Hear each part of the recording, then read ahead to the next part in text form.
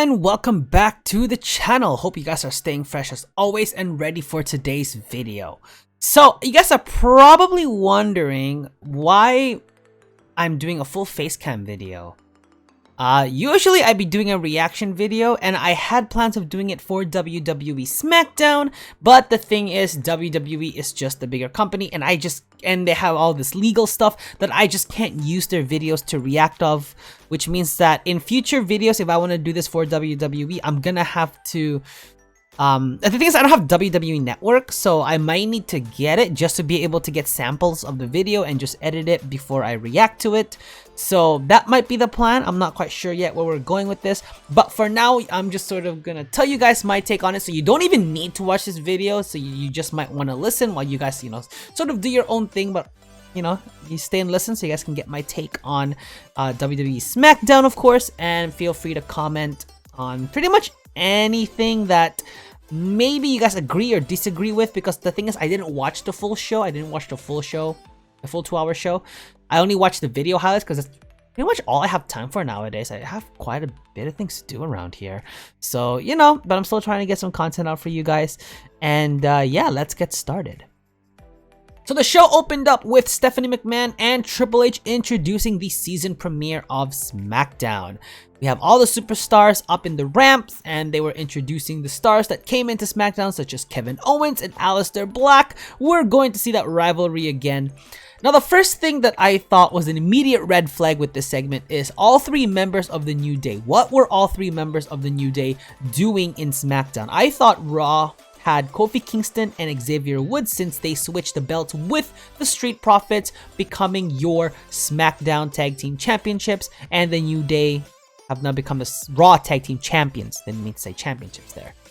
But I guess we'll find out what happens later on, because this definitely requires an explanation. Otherwise, this is the wild card rule all over again. The Blue Brand, of course, ends out in a brawl, and the thing is, I only ever expect these kinds of brawls to happen either before Royal Rumble or before Survivor Series. And because it wasn't a inter-brand brawl, they can't be Survivor Series, which means it must have been Royal Rumble. But nope, it's how they're going to start the season premiere of SmackDown, by a Pier 6 brawl brouhaha, quoting CM Punk there. But yeah, the only thing I really was concerned about was the New Day, why they were all there, but I hope we get the explanation later. Next, we have Jeff Hardy versus Lars Sullivan, the Freak. Now, I'm not gonna lie, Lars Sullivan just seems pretty creepy to me. He just seems to be like a creepy, pretty guy. I know he's seen as a freak, that's his gimmick, that's his character, but I just find him creepy. I don't know if it's his demeanor, if it's how he expresses himself. Maybe it's just me, I don't know. But overall, this was a pretty decent match. I mean, Lars Sullivan was kind of out of position on the Whisper of the Wind there, and it looks like they're finally starting this trend where there's much more bigger, stronger guys that Vince McMahon really likes are not gonna be selling moves as much anymore, such as how he barely sold that Twist of Fate because he got up on his feet right before Jeff Hardy manages to set up for the Swanton Bomb, and this W obviously went to Lars Sullivan. I don't think Jeff Hardy has a reason to win over Lars Sullivan. He has nothing to prove. He's already beaten superstars that are more decorated than him and in his prime. So, it's good to give it to Lars Sullivan, but still I find him a creepy freak or a freaky creep or both. But yeah, that's the match between Lars Sullivan and Jeff Hardy.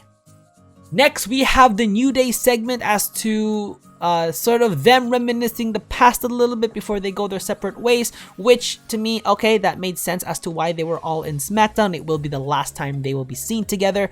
They sort of reminisce the past 6 years that they were together, and in all honesty, I am going to miss the New Day as a whole. I thought they were a very entertaining faction up until this point.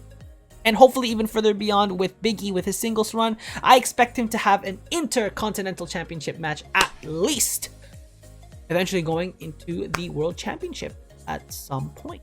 And of course, Kofi Kingston and Xavier Woods will have their nice title runs in Raw. Hopefully they keep the Raw Tag Team titles for a while. I hope Kofi Kingston can contend for the Universal Championship at least one more time, while Xavier Woods can go ahead and have a bit of a US run, of course, while they're still together as a tag team. But I really like the emotion they shared. It was real, genuine emotion, I think. When you spend 6 years working with the same two people, there's no way you can just be like, oh, okay, cool, have a good day, see ya, bye, see you in the next show. I mean, probably you can, but, you know, it seems unlikely for these guys. They're very charismatic, and yeah. So that's the segment for the New Day. Moving on over, we have the New Day now taking on Shinsuke Nakamura, Cesaro, and Sheamus. I almost shipped them together. And the interesting thing about this match is I was expecting a little bit of implosion between Sheamus and Nakamura because Cesaro has teamed with both of them. Cesaro has won tag team gold with both of them. So, you know, I was sort of expecting a little bit of tension there. But it looks like they kept their cool. They had some really nice angles and moves. I like Nakamura's sort of slide on the bottom rope, slamming, I think, Kofi Kingston or Xavier Woods' head onto the mat. But overall, the New Day were just the more established faction. They just had more moves on. They had just more experience fighting as a 3-man team. So the dub is obviously going to the New Day. Not to mention, it is their last appearance on SmackDown, so you definitely give them this dub. Pretty good match overall. I'm not gonna lie, this is not a review video, so I'm not reviewing these. I'm just sort of, you know, going through them, sort of giving a reaction, I guess, because I couldn't do it in the live video, even though that would be more fun if I could do it live, but I can't really do it for this. So yeah.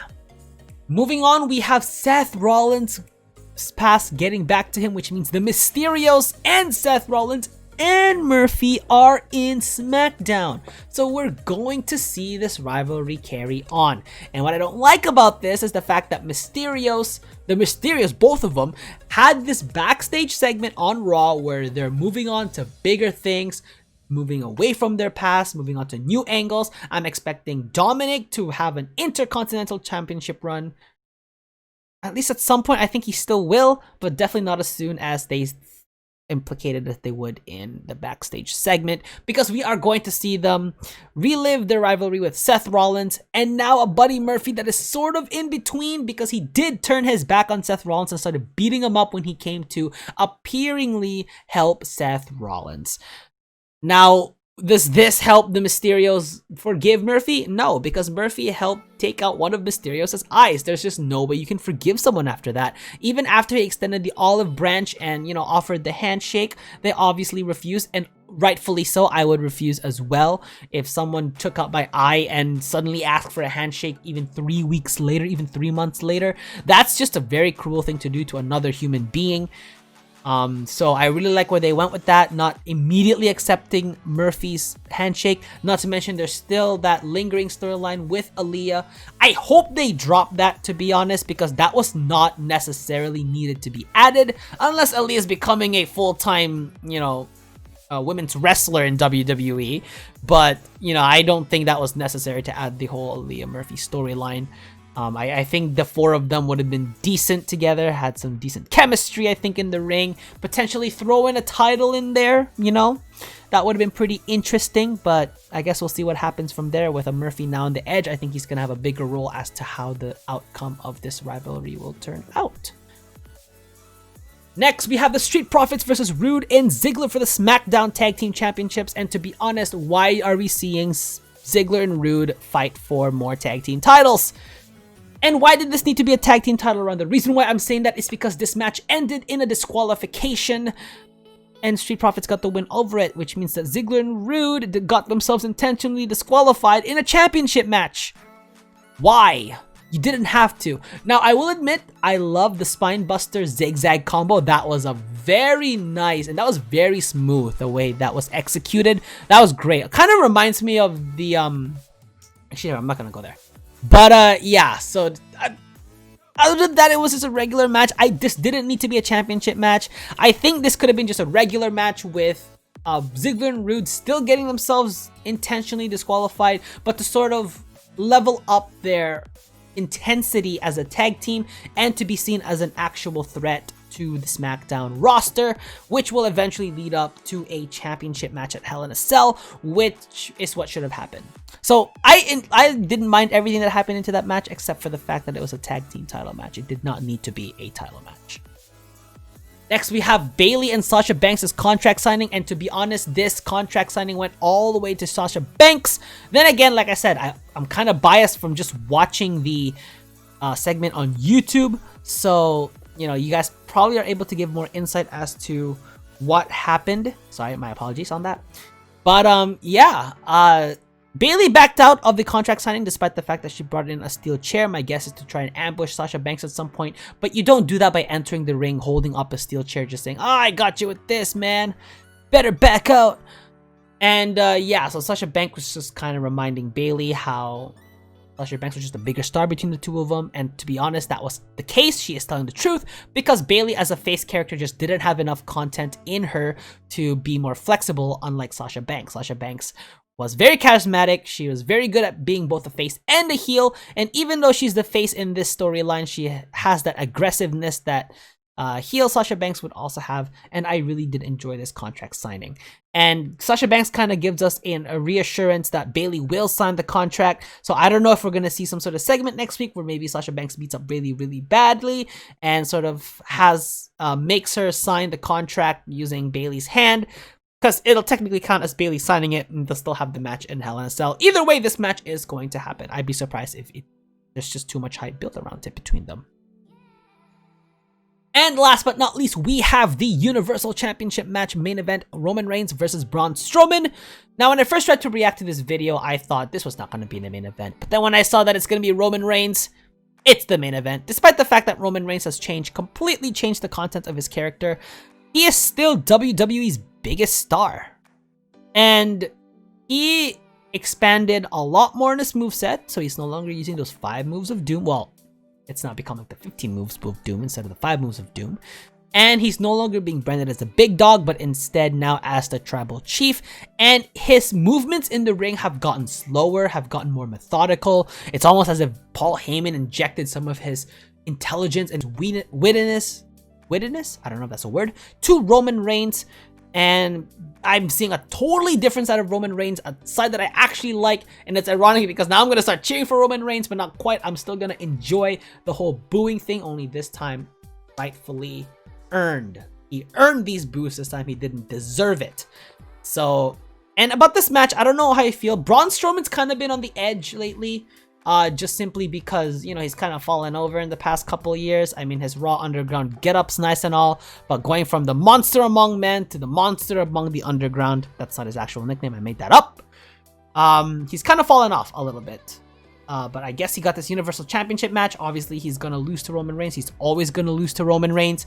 Yeah, I don't think we'll ever see a world where Braun Strowman actually beats Roman Reigns, because Roman Reigns is just a bigger star. And Braun Strowman, like I said, has already fallen over. But the most interesting part about this match, I thought, was Roman Reigns used a submission hold. And despite what Michael Cole says, he didn't tap out. He got knocked out. Knocked out cold. Because he didn't tap at all. The referee was checking his hand to see if it was moving or not. Didn't tap out. He technically didn't tap out. But he still lost the match regardless. And Jey Uso comes in. He's obviously crashing the party because he's still playing the defiant family member, and Roman Reigns is still showing that side of him where, because obviously Jey Uso is family, so he's still showing that sign of constraint. But then he said towards the end that that was your last chance. So are we going to expect a more brutal beatdown between Roman Reigns? Well, a more brutal beatdown from Roman Reigns to Jey Uso in Hell in a Cell? Hopefully, because that'll really, I mean, I think that might end the rivalry though, if that's what happens. I don't know if they're gonna have Jey Uso win by disqualification. Actually, no, it's a Hell in a Cell. If you win by disqualification, it's gonna be the Seth Rollins Fiend fiasco. So I actually can't wait to see what happens in Hell in a Cell. I might order the WWE Network just for this. I'm not sure. I mean, we'll see. I mean, if this video gets, you know, enough likes, enough views, if I can get some subs off, you know, from you guys, because I don't know, like, making content is fun, but I mean, you know, what good is content if no one watches it, right? So even if just a few guys watch it, then perhaps I'll consider doing it. Otherwise, I might just read sort of the reviews and just put my takes on it, which probably won't be as genuine. But I mean, you know, what can I do, right? There's only so much I can do with the resources that I've got. Anyway, that's gonna be my whole take on the SmackDown October 16th episode. Like I said, this video was kind of impromptu because it was not what I was expecting when I was planning on making some SmackDown reaction videos. I will see what I can do next week about doing some live reactions, actually watching the match and reacting to it, and not watching it beforehand, so that, you know, it'll be more fun, it'll be more live, as if I was actually in a WWE arena. And yeah, leave a like if you guys enjoyed. Let me know what you guys thought about WWE SmackDown tonight, October 16th. Be sure to leave it in the comment section below. I might make a Twitter soon, somewhere where you guys can follow me and we can just chat about, you know, wrestling all day long. I can post up some memes. You guys can send me some stuff, some video ideas and everything. And I'll have more plans in the future. And of course, in the 100 sub mark, I will have a very special video made for you guys. I will announce this, and I'm slowly working on it because I have faith that this channel will reach 100 subscribers. And be sure to subscribe if you are new so we can reach that goal. And other than that, don't forget to stay fresh. I'll see you guys in the next video.